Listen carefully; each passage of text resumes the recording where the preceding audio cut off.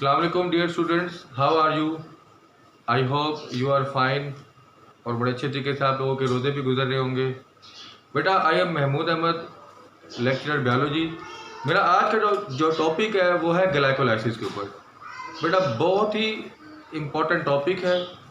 इस टॉपिक के एक एक पॉइंट को आपने अच्छे तरीके से नोट डाउन करना है और अगर आपको कोई प्रॉब्लम फिर भी फेस हो तो आप कमेंट्स में मुझे ज़रूर लिखिएगा। आज का जो हमारा टॉपिक है वो है ग्लाइकोलाइसिस।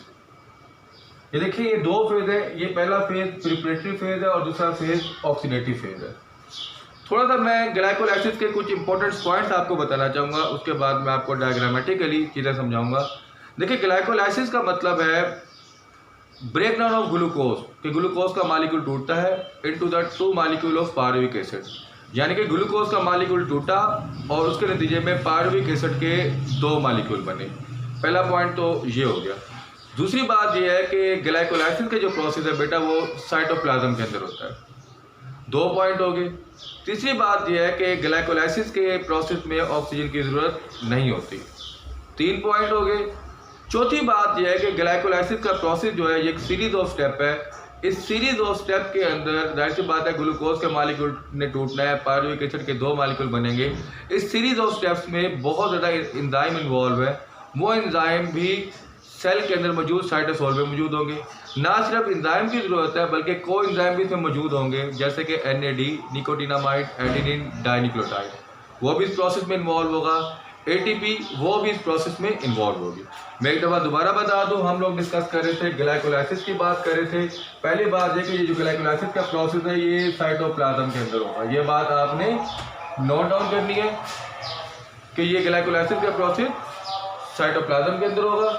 और दूसरी बात यह है कि इसमें ऑक्सीजन एब्सेंस होगी, इसमें ऑक्सीजन की ज़रूरत नहीं होगी।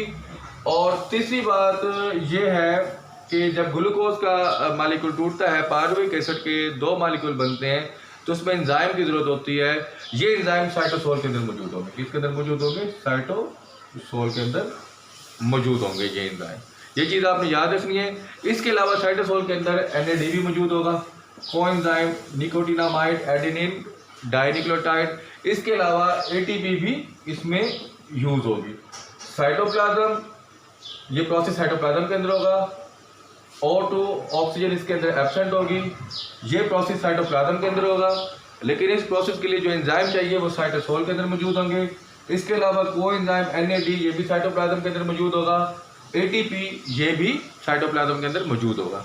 अब हम लोग स्टार्ट करेंगे इस प्रोसेस को। ग्लाइकोलाइसिस में जो पहला फेज है वो है बेटा प्रिपरेटरी फेज। देखें, प्रिपरेटरी फेज को हम डिस्कस कर रहे हैं। प्रिपरेटरी फेज में क्या होता है? सबसे पहले ग्लूकोज का मालिक्यूल टूटता है और ग्लूकोज के मालिक्यूल के अंदर ATP का एक मालिक्यूल यूज होता है और ये बनता है ग्लूकोज 6 फॉस्फेट। देखें, ग्लूकोज का मालिक्यूल मौजूद है, ग्लूकोज के मालिक्यूल के अंदर ATP से एक फॉस्फेट के, ये बन गया ग्लूकोज 6 फॉस्फेट।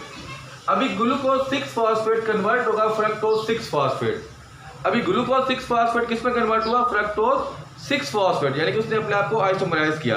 ऐसा क्यों हुआ? ग्लूकोज 6 फॉस्फेट भी तो अपने प्रोसेस को आगे लेके जा सकता था, लेकिन ये फ्रक्टोज 6 फॉस्फेट के अंदर क्यों चेंज हुआ? उसकी रीजन है ग्लूकोज के अंदर जो साइड चेन होती है एक होती है, फ्रक्टोज के अंदर जो साइड चेन होती है दो होती है। मैं भी बना के दिखाता हूँ आपको वो साइड चेन कौन सी होती है ग्लूकोज के अंदर और फ्रक्टोज के अंदर। ये देखें,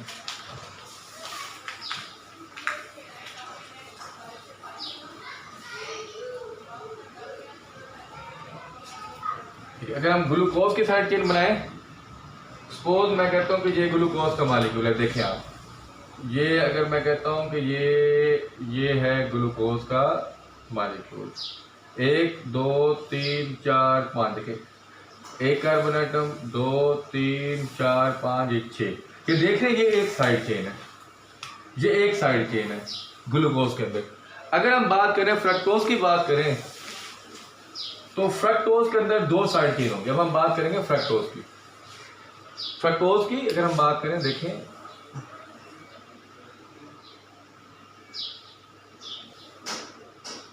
1 2 3 4 5 6। देखिए, फ्रक्टोज में एक साइड चेन ये है, दूसरी साइड चेन ये है। ये देखें आप नीचे वाले। तो फ्रक्टोज के अंदर 2 साइड चेन है, इसके ऊपर फास्फेट दोनों जगह पे अटैच हो सकता है, यूं भी कह सकते हैं 1 पोजीशन पे भी फास्फेट अटैच हो सकता है, 6 पोजीशन पे भी फास्फेट अटैच हो सकता है फास्फेट के ऊपर, जबकि ग्लूकोज के ऊपर एक साइड चेन है जिसकी वजह से फास्फेट एक जगह पर अटैच हो सकता है। यही रीजन थी कि ग्लूकोज 6 फास्फेट ने अपने आप को कन्वर्ट किया फ्रक्टोज 6 फास्फेट के अंदर। तो हम लोग क्या डिस्कस कर रहे थे कि ये ग्लूकोज का मॉलिक्यूल है, एटीपी में से एक फास्फेट यूज हुआ, ये ग्लूकोज 6 फास्फेट बन गया। ग्लूकोज 6 फास्फेट कन्वर्ट हुआ आइसोमर फ्रक्टोज 6 फास्फेट के अंदर, यानी कि इसने अपने अंदर आइसोमराइजेशन की। तो ग्लूकोज 6 फास्फेट किसमें कन्वर्ट हुआ? Fructose 6 phosphate. अभी फ्रक्टोज 6 फास्फेट में दोबारा एटीपी में से एक फास्फेट यूज हुआ, ये बन गया फ्रक्टोज 1,6 बाईफास्फेट। अब देखा ना, वो ग्लूकोज 6 फास्फेट था, अब ये बना फ्रक्टोज 1,6 बाईफास्फेट, यानी कि फ्रक्टोज की पोजीशन 1 पे भी फास्फेट लगा हुआ है, पोजीशन 6 पे भी फास्फेट लगा हुआ है। उसके बाद अब यहाँ पर क्या होगा, फ्रक्टोज बाईफास्फेट, इसके अंदर ना एंजाइमेटिक स्प्लिटिंग होगी, एक एंजाइम यूज होगा आइसोमेरेज, जिसकी वजह से फ्रक्टोज 1,6 बाईफास्फेट टूटेगा और 2 मॉलिक्यूल बनेंगे, dihydroxy acetone phosphate and glyceraldehyde 3 phosphate. देखिए 2 मॉलिक्यूल बन गए 3 कार्बन वाले। अब ये दोनों मॉलिक्यूल जो है ना एक दूसरे के आइसोमर है, रेडिली इंटरकन्वर्टेबल है, इन दोनों में से एक मॉलिक्यूल रिएक्शन को आगे लेके चलेगा। आप चाहे तो ये वाला मॉलिक्यूल भी रिएक्शन को आगे लेके चल सकता है, आप चाहे तो ये वाला मॉलिक्यूल भी रिएक्शन को आगे लेके चल सकता है। तो हम इसी को आगे लेके चलेंगे, ग्लाइसरॉल्डिहाइड 3 फास्फेट। अभी देखिए जैसे ही एंजाइमेटिक स्प्लिटिंग हुई, फ्रक्टोज 1,6 बाईफास्फेट टूटा, 2 मॉलिक्यूल बने, डाइहाइड्रोक्सी एसीटोन और ग्लाइसरॉल्डिहाइड 3 फास्फेट। अब ग्लाइसरॉल्डिहाइड 3 फास्फेट में से अब यहाँ पर ना एक रिएक्शन होगा, ऑक्सीडेशन रिडक्शन रिएक्शन।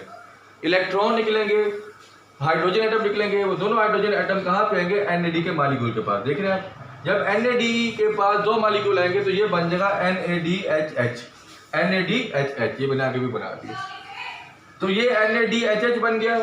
अब क्या होगा अगला स्टेप, दोबारा सुन लें, ग्लाइसरॉल्डिहाइड 3 फास्फेट में ऑक्सीडेशन रिडक्शन का प्रोसेस होगा, जिसके नतीजे में इलेक्ट्रॉन रिलीज होंगे, दो हाइड्रोजन एटम रिलीज होंगे, 2 हाइड्रोजन एटम NAD के पास आएंगे और NAD बन जाएगा NADHH, यानी कि NADH2 बन जाएगा। अब क्या होगा, सेल के अंदर मौजूद, अब ये स्टेप जरा आप गौर से देखिएगा, सेल के अंदर मौजूद फास्फेट ग्लाइसरॉल्डिहाइड फास्फेट के पास आएगा, तो ये बन जाएगा 1,3 बाईफास्फोग्लिसरेट, 1,3 बाईफास्फोग्लिसरेट। दोबारा देख ले, सेल में मौजूद इनऑर्गेनिक फास्फेट पड़ा होगा, ये फास्फेट मॉलिक्यूल को डोनेट होगा, ग्लाइसरॉल्डिहाइड 3 फास्फेट वाले मॉलिक्यूल को जब ये फास्फेट मिलेगा इनऑर्गेनिक फास्फेट, तो ये बन जाएगा 1,3 बाईफास्फोग्लिसरेट, 1,3 बाईफास्फोग्लिसरेट। अभी देखिए हमने प्रिपरेटरी फेज में एटीपी को यूज किया था, अब यहाँ पे टाइम आ गया एटीपी को दोबारा बनाने का। ये 1,3 बाईफास्फोग्लिसरेट में से एक एटीपी का मॉलिक्यूल निकलेगा और ये बन जाएगा एटीपी। देख रहे हैं आप, इसी तरह ये भी 1,3 बाईफास्फोग्लिसरेट में से एक फास्फेट निकलेगा और ये बन जाएगा एटीपी। देख रहे हैं आप। अब नेक्स्ट देखें, जब 1,3 बाईफास्फोग्लिसरेट में से एक फास्फेट निकल जाएगा तो ये बन जाएगा 3 फास्फोग्लिसरेट, 3 फास्फोग्लिसरेट। अब 3 फास्फोग्लिसरेट कन्वर्ट होगा 2 फास्फोग्लिसरेट, 2 फास्फोग्लिसरेट। अब 2 फास्फोग्लिसरेट में से वाटर का मॉलिक्यूल निकलेगा, यहाँ से भी वाटर का मॉलिक्यूल निकलेगा, ये बन जाएगा फास्फोइनोल फास्फेट, फास्फोइनोल फास्फेट। अभी फास्फोइनोल फास्फेट में से दोबारा फास्फेट निकलेगा, एटीपी कन्वर्ट हो जाएगा एटीपी के अंदर, यहाँ पर दोबारा फास्फोइनोल फास्फेट में से फास्फेट निकलेगा और एटीपी कन्वर्ट हो जाएगा एटीपी के अंदर, और उसके बाद ये बन जाएगा पायरुवेट और पायरुवेट। ये देखिए ये एक पूरा प्रोसेस था, ग्लूकोज का मॉलिक्यूल टूटा और पायरुविक एसिड के 2 मॉलिक्यूल बने। ये सारे एक एंजाइमेटिक सीरीज है, एक सीरीज ऑफ रिएक्शन है, इसमें कहाँ पे एंजाइम यूज हुए, किस किस स्टेप पे ऑक्सीडेशन हुई, रिडक्शन हुई, ये सारा मैंने मेंशन कर दिया है। फिर भी अगर आपको कोई प्रॉब्लम हो तो आप जरूर डिस्कस कीजिएगा।